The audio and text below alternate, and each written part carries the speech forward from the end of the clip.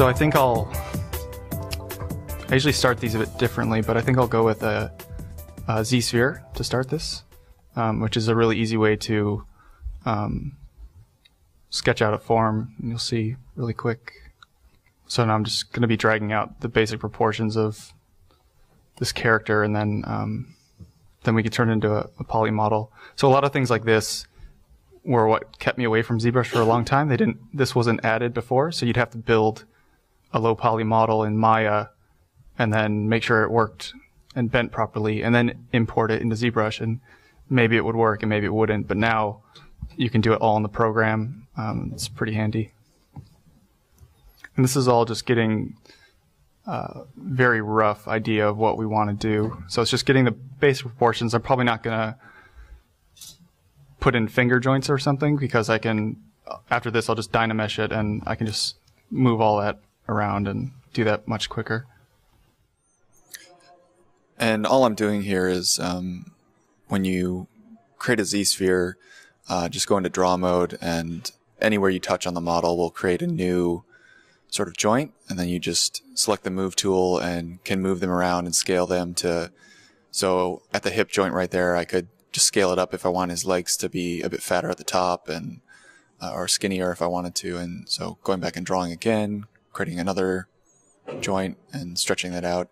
If you have your selection tool too big, it'll be hard to move multiple joints or multiple Z-spheres if they're really close. So you might need to scale down your selection or your cursor at first. So when I started, I had symmetry turned off to get the main head, shoulders, pelvic area. And then when I want to start adding arms and things, of course, just press X and turn on symmetry. And also anywhere you touch in between two Z-spheres, we'll create an additional one to help you get extra form definition and the overall proportion you want from the start. So since we kind of made him sort of, I'm thinking he's going to be a little athletic. So probably not as athletic as this guy, but maybe a bit more built and athletic, like a hunter or something. So now we've kind of got the basic architecture of this character, and it's just adjusting things and pushing proportions. So I'm just going back to all the Z-spheres we sketched out and scaling them and moving them and getting the overall proportion I want. You can see there I accidentally was adjusting things without symmetry turned on, so I just undid that and went back.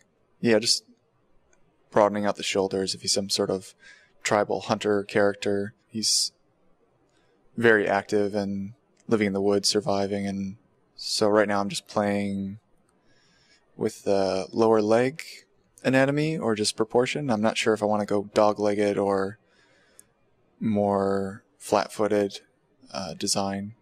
Scaling and adjusting how big I want the head in relationship to the shoulders. All this stuff is just very simple, but it defines the proportion and stance of your character, so it's incredibly important. And again, kind of want to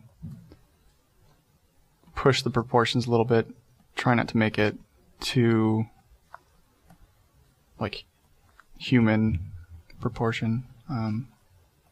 So maybe we'll really skew his legs or something up, or but I guess we can do that once we go into polygon model.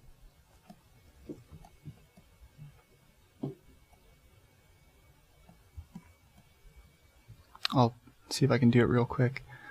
A thing called Shadowbox. I'll just turn that off. So this is something they added a couple versions ago that allows you to create like any shape you want very easily. So basically I can just clear that. This is how I typically would create like props and things for the characters and stuff, or anything really. So you can just basically, it's like a drawing tool, just I don't know. And it creates a volume. It's basically just like drawing an ortho, like top, bottom, side, and thinking about what you're trying to make and just drawing each of those angles, and it will create that form for you in real time. It's pretty powerful and exciting. and it's really only limited by your imagination. You can create some really interesting shapes and forms, especially if you use alphas to drag out some really complicated shapes, and it will create these interesting like hollow forms that would be very hard to sculpt otherwise. Just creating something very simple right now, but hopefully you can see the potential. And then, yeah, then you can just get out of it and manipulate it and create a belt buckle, create a spear, create anything. I'm not really liking that extra digit. I think that should be okay to start. I usually change a lot once we get into Dynamesh, so should give me the basic proportion. Maybe I'll increase that a little bit. Okay, so once you have something you're that's sort of working, go down to adaptive skin, and let's preview it first. So it basically just creates a poly model out of that. So just say make adaptive skin, and you go up here and it'll be right there. And so now we're in that poly model we just made. So now we're just going to go in and be really kind of loose and free, and use some tools to just kind of use the move tool to push some overall things around. But oops, I don't have symmetry turned on. Make sure you do that. So just pushing and pulling some things and getting the overall proportion, stance, silhouette. Using the move tool at this stage will help you get the big masses in proportion there pretty quick. Just where his shoulders sit in relationship to his neck and head. Again, like on the head, using the Damien standard to really cut into forms and get some major definition in there. Just kind of define the big masses and where his armpit is, where his muscles are. And so not only cutting things in with the Damien standard, but using the Alt button on a PC or Option on a Mac to use the inverse of that tool, so raising things up and cutting things in. Just trying to keep it pretty loose right now, just getting some forms and proportions in there, and a lot of this will change as we go along.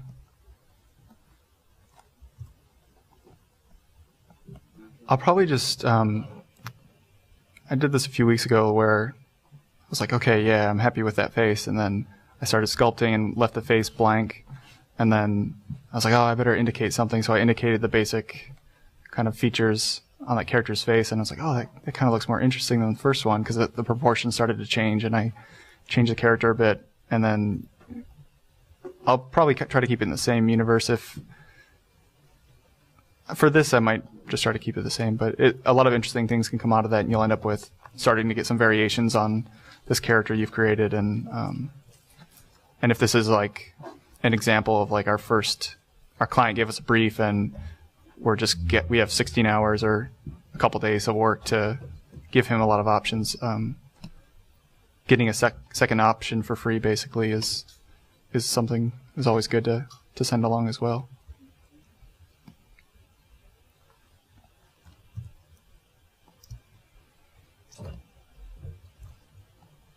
I'm starting to stretch out these fingers, and before you can see all the geometry is getting stretched pretty bad and we're losing definition, but with Dynamesh I can just press a button and all that gets evened out, so it's pretty handy. Again, it's just like sculpting with clay now. Like if you can sculpt with clay, pick up a piece of clay and put two pieces of clay together, or mush a piece of clay around, you can use this. It's pretty awesome.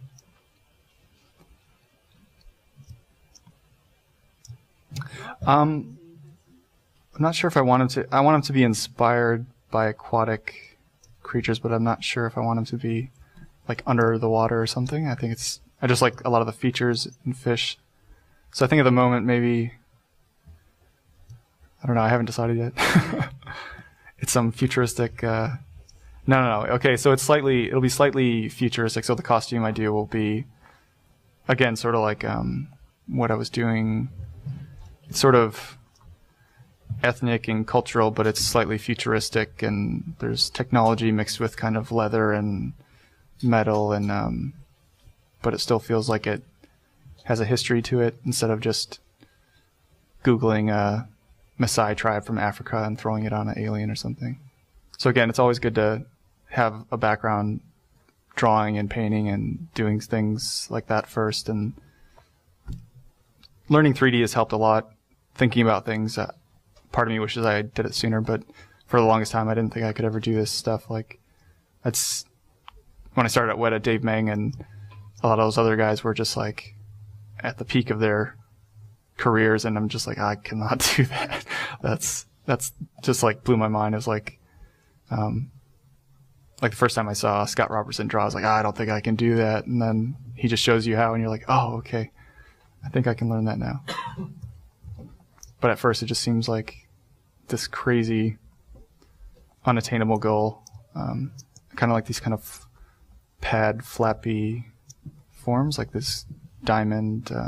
Not 100% like a human anatomy, but it's like taking those back muscles and turning it into some like manta ray pad diamond form, which is really cool.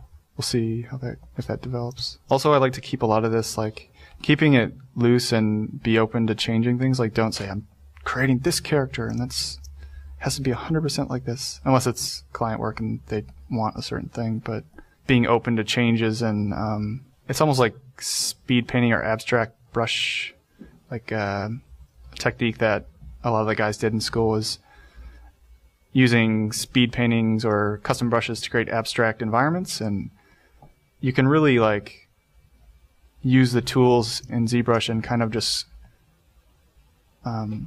cut into the form, and you'll create some things that, oh, I don't, what is that? That could be the face, or that could be the nose or the eye, or just leaving things open for interpretation, but I guess still coming at it with the eye of like, this is how nature works, and that would probably be this, and this works that way, and having it make sense, I guess. I'm not sure how I want his feet to be. That's pretty typical. Maybe some dog-legged thing. This one character I drew, just now it's too much.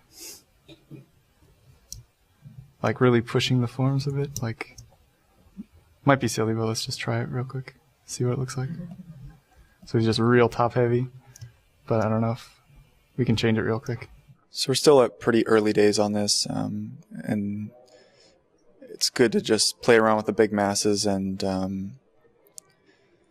just pushing and pulling around these major forms to start defining the overall proportion of our character. It looks a bit simple at first, but all this stuff is really important. Just defining the neck and chest area and how all those things will be pushed or different than a human, and again, just getting all the major landmarks there that will define our character. Pushing out the shoulders. I really want for him to have these broad, athletic shoulders. So just playing around with what that might look like.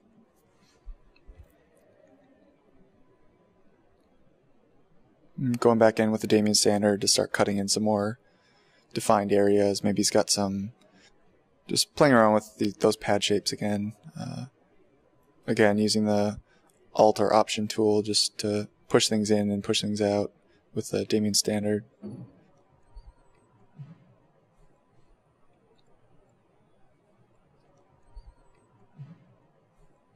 That's looking weird. I think I might have gone off symmetry at some point. So sometimes that will happen. And what I did here was just brought it down to the lowest subdivision and went down to deformation and use resim or smart resim. Each one reacts a little differently, and there's also mirror, but I think you can only have one subdivision level for that, so I didn't use that. So we mostly got him where he is. I'll have to do a little bit of resculpting, but it's fine. So now we're just going to go back in and start defining, keep defining, refining, finding the character that we want to create here. Also, I think I want his legs to be a little bit longer and not so meathead. And it's super important to putting the time, making the proportion right, because the surface details are super easy and go really quick. I was going to do a Dynamesh now, but I might stretch out his feet first, because I want him to be able to run fast. So just trying to play around with some feet shape that might look interesting, but also allow for the function that this character is going to need. Stretching out some basic toe forms. I kind of set up with his hands that he has 4 fingers, so I'll try and keep that consistent in his feet. But we can also imply that maybe 2 of his bones sort of merge into one in his sort of biology, sort of like if you ever see a kangaroo foot, they have 5 fingers, but 2 of their toe bones have merged into one giant one, so it looks like they have 3 just big claws on their foot. This is quite interesting. So just adjusting the overall proportion, his feet kind of looking a bit too dainty or small or weak, so we'll keep playing with all that stuff. Just using the Damier standard again to define some more recessive areas, defining the butt area and the tailbone area, and how those sort of exaggerated alien muscles will look and be defined on his body. All really basic stuff, just again, like traditional sculpting or traditional drawing or painting is just general to specific. So we've started with this sort of very simple thing, and now we're just getting into specifics, dragging out a cylinder arm and now just defining where the muscles would be and making things more and more specific, defining those fingers a bit more.